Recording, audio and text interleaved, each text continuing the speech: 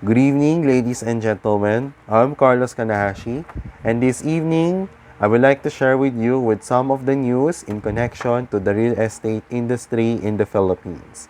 This is Real Estate News for Wednesday, April 1, 2020.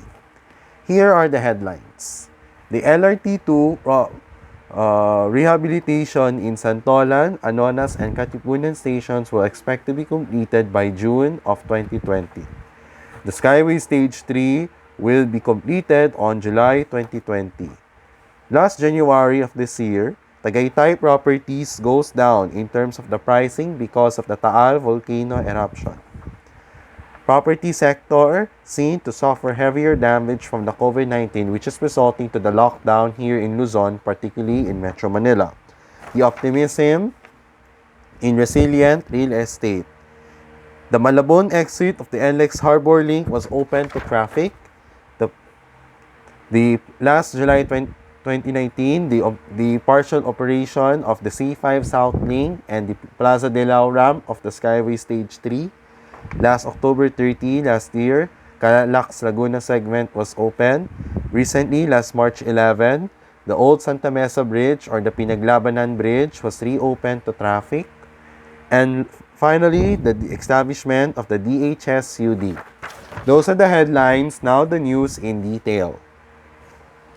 The LRT2, the three stations, Santolan, Anonas, and Katipunan stations, were affected by a fire last year.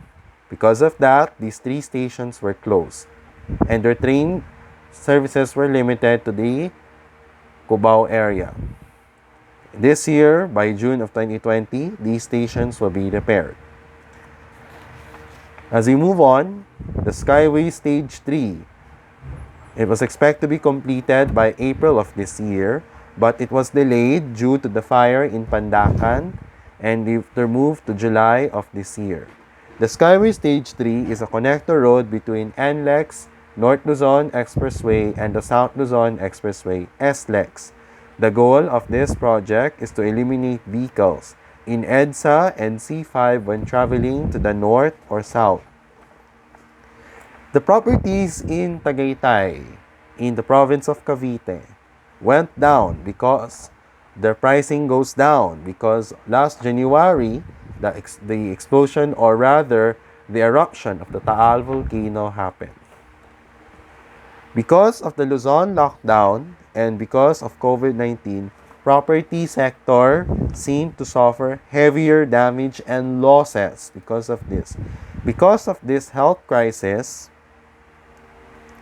the real estate property market take a bigger hit from the COVID-19 because of the, as you may know, because of the POGOs or the Chinese investors working here in the Philippines.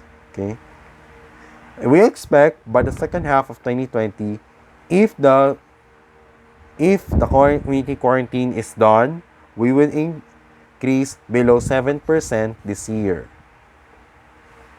Okay.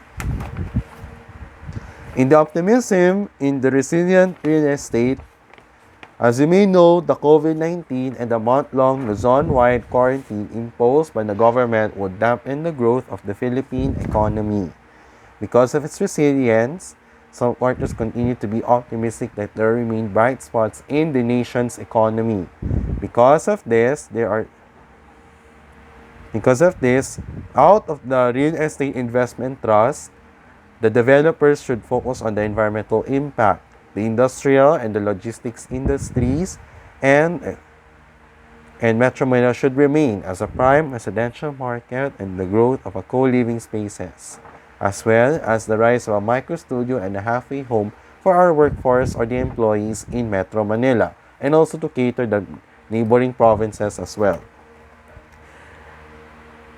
Last month, the NLEX Harbor Link Malabon exit was open to motorists. And last year, the NLEX Harbor Link near R10 was and C3 were open to traffic last February 28, 2019. What does this mean? The trucks will be sourced from Northern Luzon will use the NLEX Harbor Link. This is to avoid the use of EDSA and C5 and the other major thoroughfares in Metro Manila which are unsuitable to be used for trucks. Okay? So coming up, there are other 6 more stories to follow. The real estate news will be right back after a short break.